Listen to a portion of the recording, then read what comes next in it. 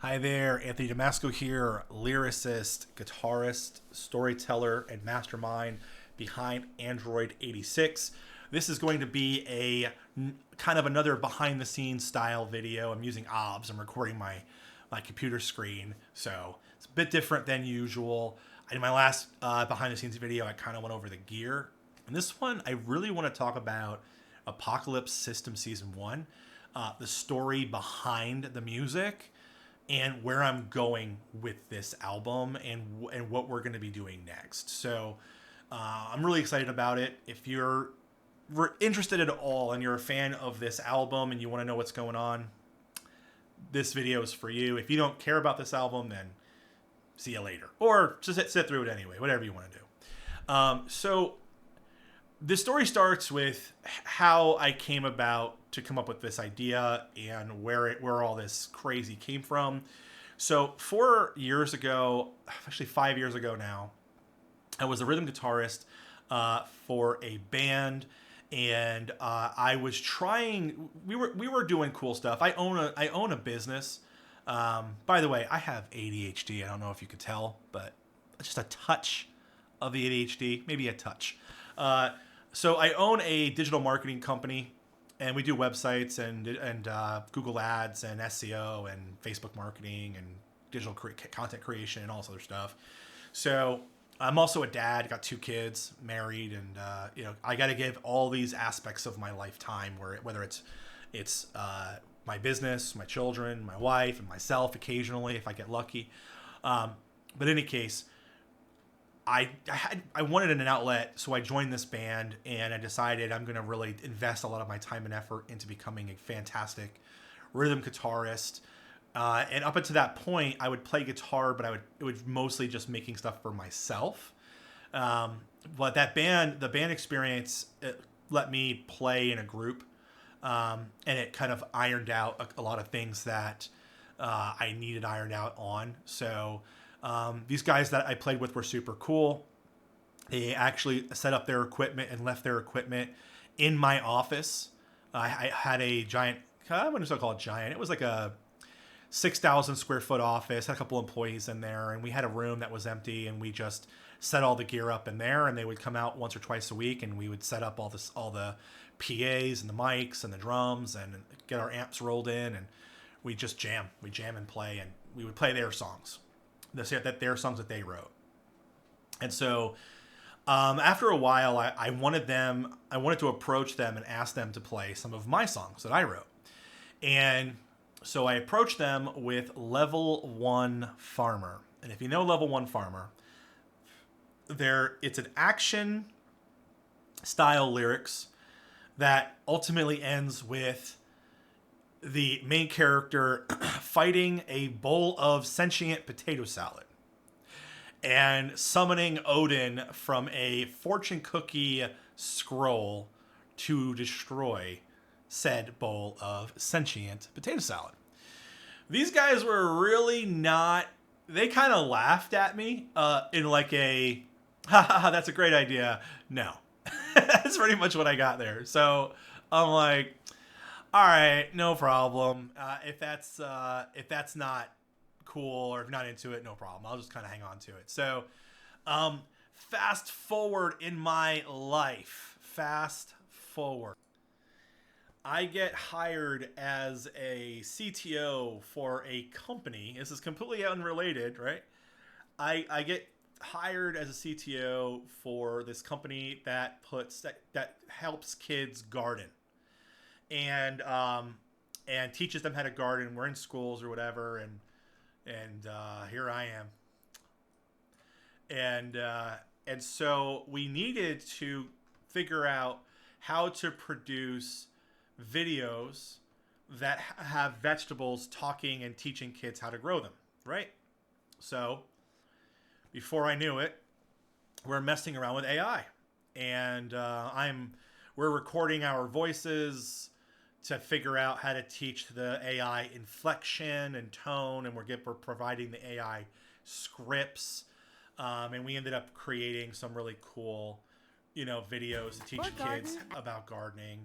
So, that's pretty much what we did, and it just kind of dawned on me that, I could potentially start this music project myself without, using some AI tools. And it was kind of an obvious win. So I don't need guys who don't care about sentient bowls of potato salad to make the music. So I experimented with a few songs. I wrote some guitar. I sang some lyrics that I wrote, and I used that. I created some persona models, Riot and Lyra, and I trained the models to follow the style of music that I like, and with the appropriate amount of sing and scream, vocals that are audible, that can be understood, but still have and can convey emotion.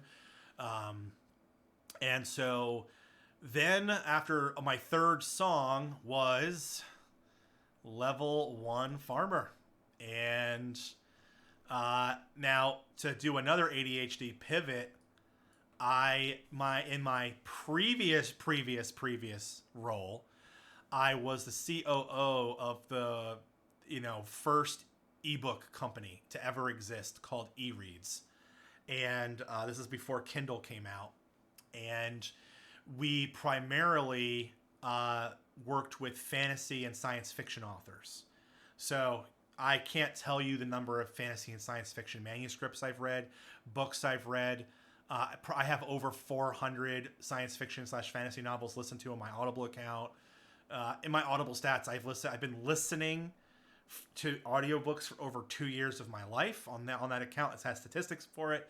So anyway, I'm just well dipped in influenced in that world.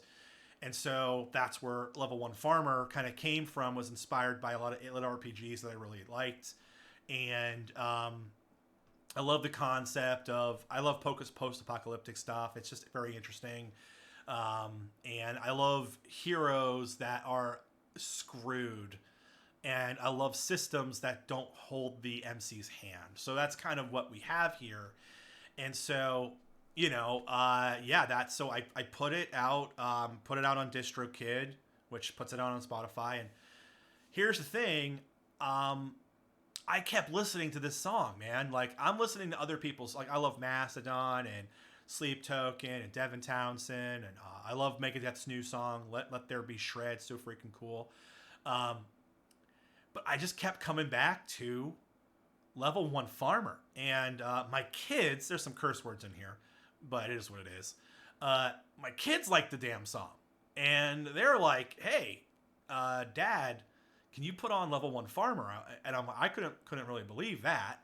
And so I was like, you know what? Let me write another one.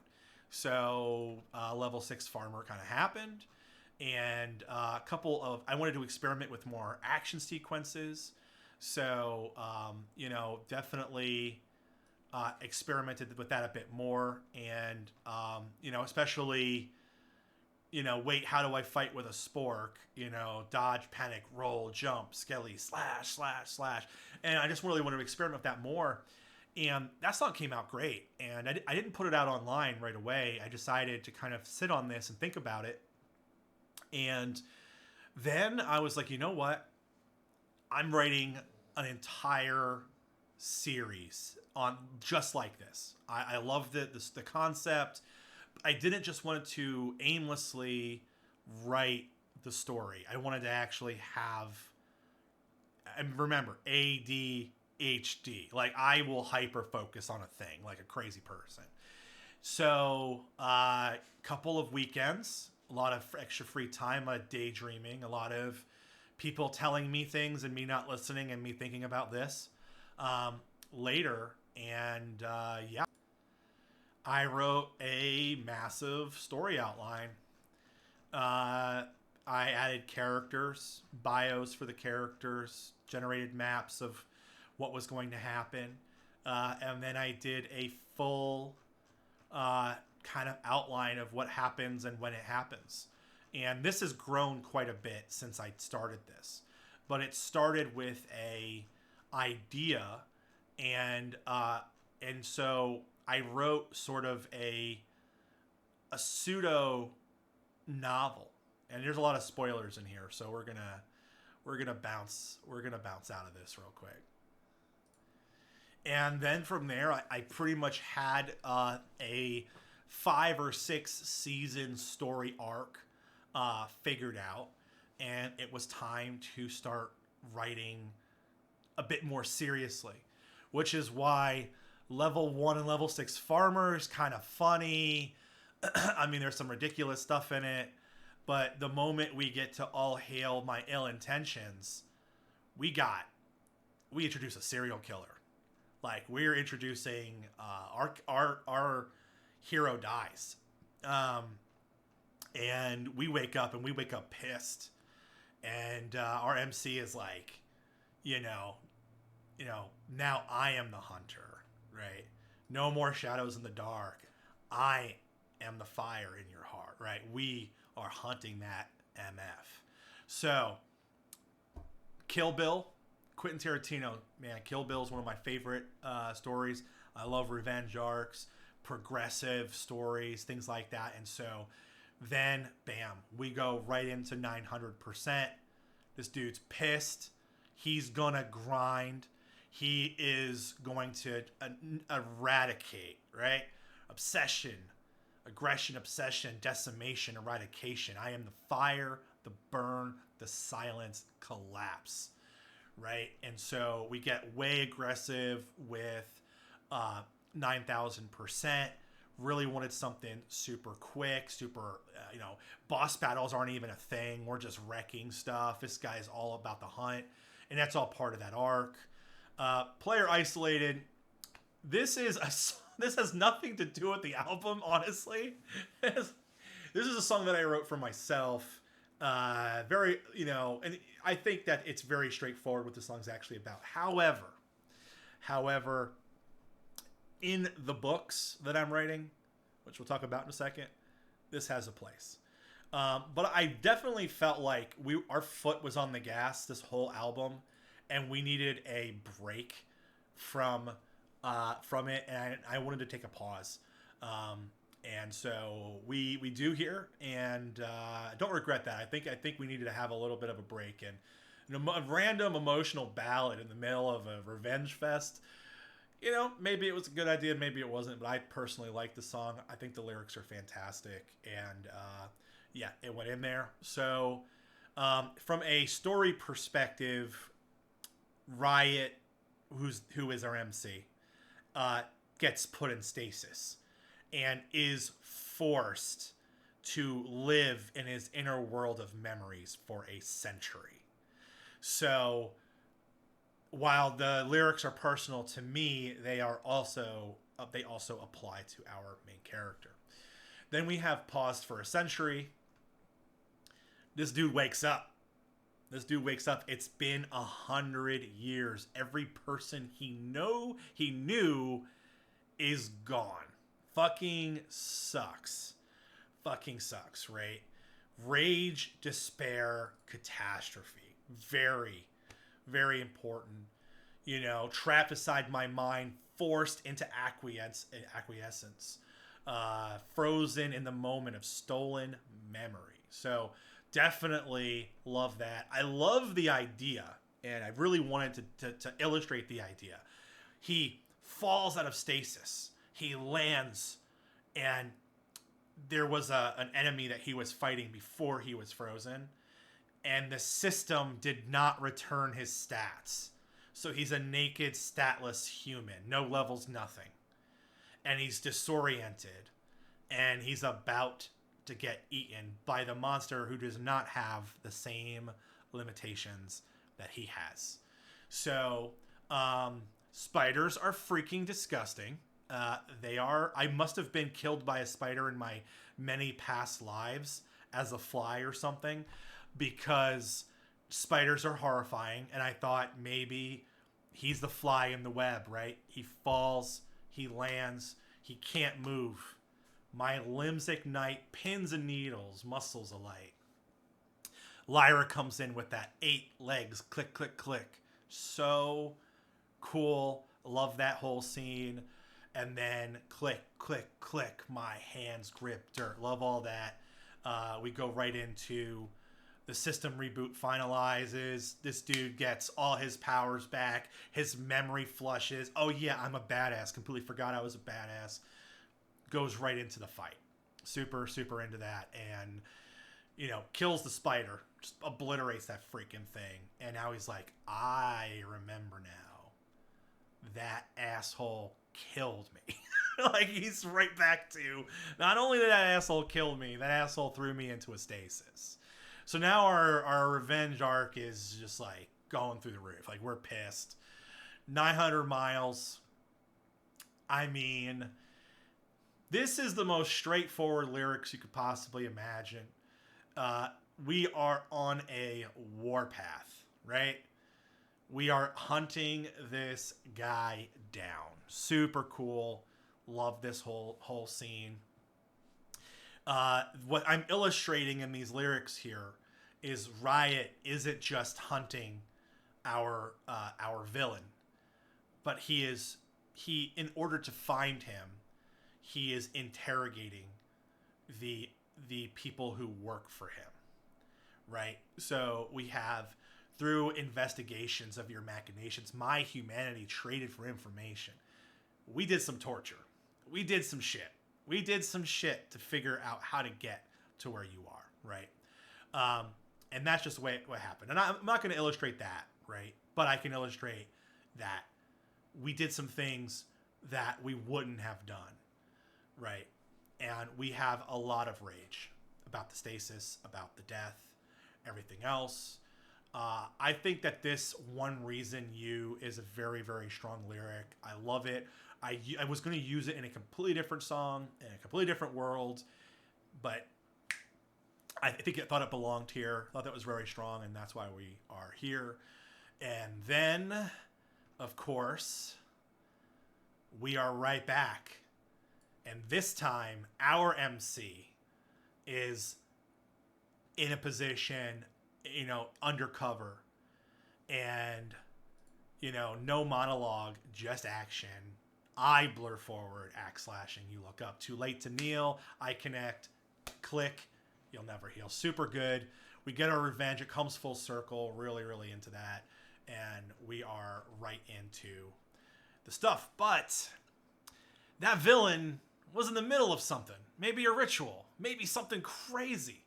Something that will break the system that's holding everything together. And the system sucks. The system is not good at being a system. It's like already got problems, which we illustrate in the novel, which we'll talk about in a second.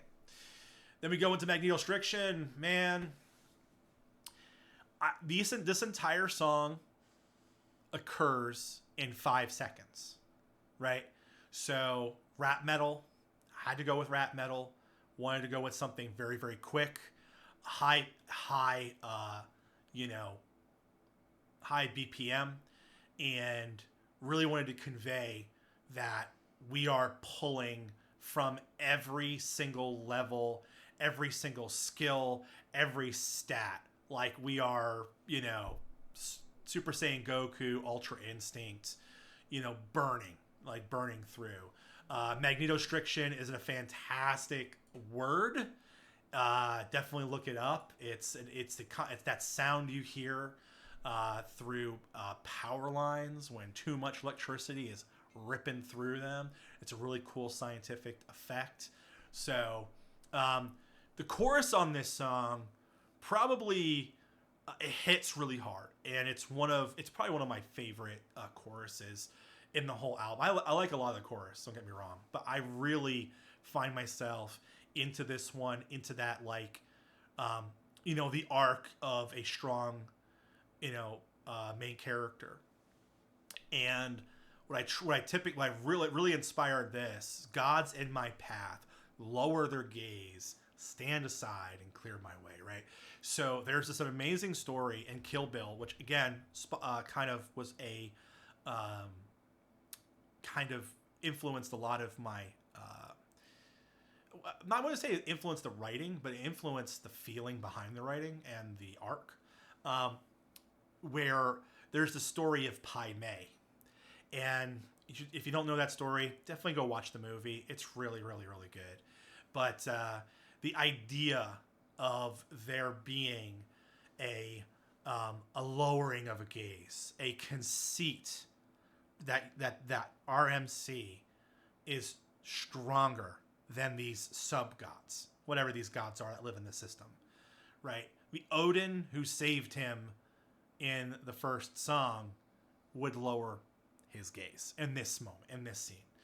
And whether or not it was out of respect or whether or not it is out of a power difference, up for interpretation.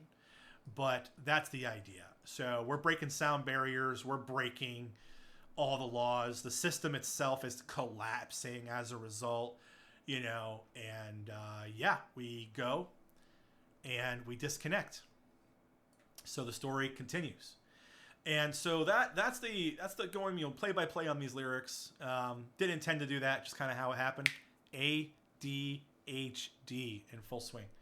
However, go into where I'm going with this. Well, 53 chapters, 2 epilogues, 130,000 words. The book is done. So you kind of have an idea. Think of the album as an outline, a very loose outline. The book uses the album as an outline, but there's a whole different story in here. This is the first novel I've done novellas, I've done short stories. This is the first time I've ever worked on a novel. I had a lot to learn. I ended up using this software called Pro Writing Aid, which is really helpful. Think of it as like spell check on crack with a built-in grammar fixer, style fixer. It tells you if you've used words too many times. I mean, it's just really, really fantastic. And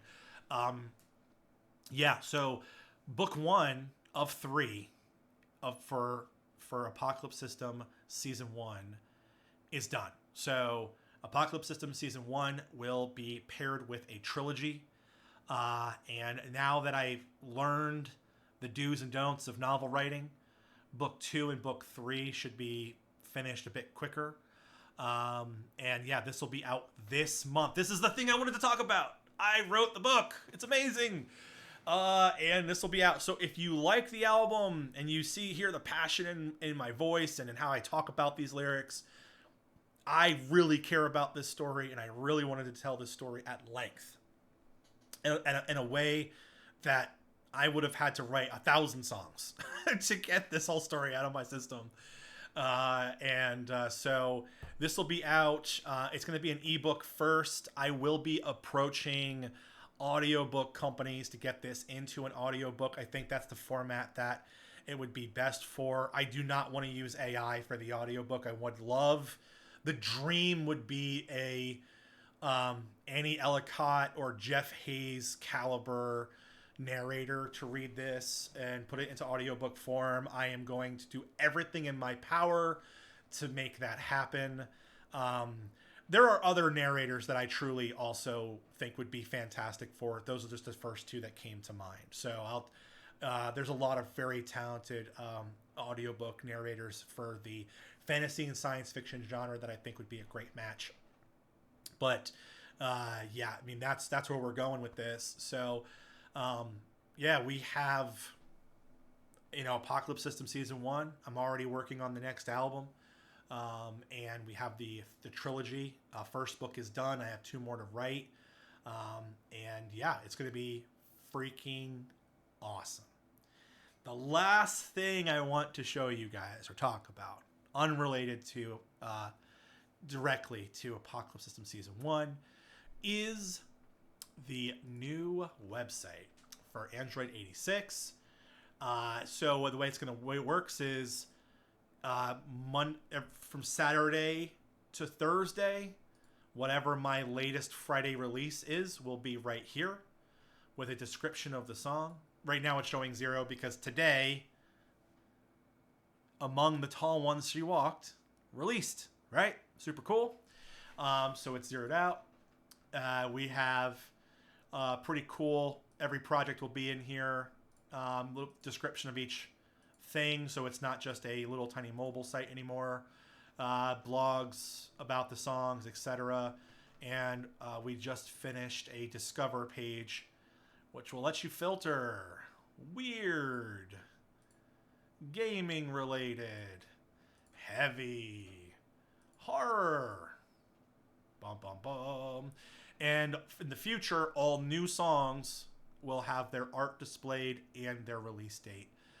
What I do not have yet is when you click on these, what happens, but that'll be later. But I figured I would tease this.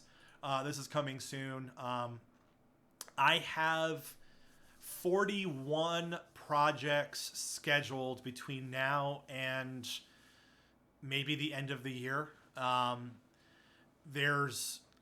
sitting on 20 years of lyrics, riffs, and all kinds of other stuff, short stories that I've written, and I'm spending about 10 to 15 hours per week on Android 86, where I'm just putting all of my passion, and every bit of energy that I have into making these projects. So they're just going to keep coming. Right now, I have 6 singles that are done. They are recorded. All the vocals have been done. I have mixed it all together. They're in the pipeline. So and they're scheduled. So between now and July, we have everything ready. And you'll have a new song every week. So hopefully you love most of them. Sometimes it'll be weird. I'm going to pivot. It's all going to be industrial metal, but sometimes it'll be minimalistic. Sometimes it'll be more of a gothic storytelling. Sometimes it'll be a bit more Amon Amarthy, a little bit more angry and Viking-y. And so sometimes it'll just be straight industrial, Rammstein-y, Static X style. These are all the things that it depends on the genre of the music has to match the story that I'm telling. So if the story is about a little girl who was rescued by secret giants who live underground and have advanced mathematics, that probably needs to be told by Lyra in a gothic metal story.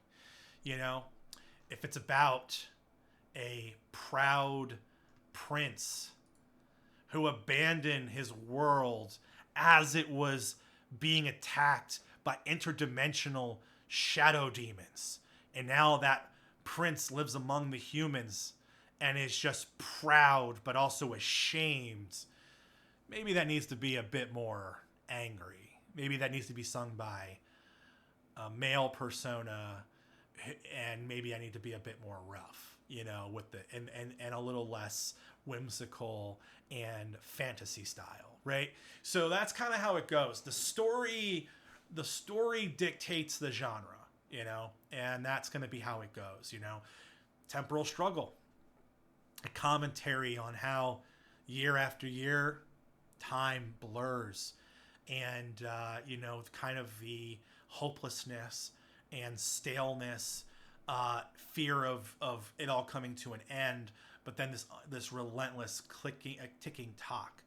I don't need to be fast. I don't need to scream at you about that. I don't need to have Lyra sing a fantastical gothic metal story, but we could sing a minimalistic, just almost monotone push to tell that story, because that's how time feels to me. So these stories dictate the genres, and that's kind of how it goes. Hope you guys enjoy. Thanks for listening to me talk at you for 29 minutes. And hope you like what I'm doing here, and I'm going to keep doing it either way. So thanks. I'll talk at you later.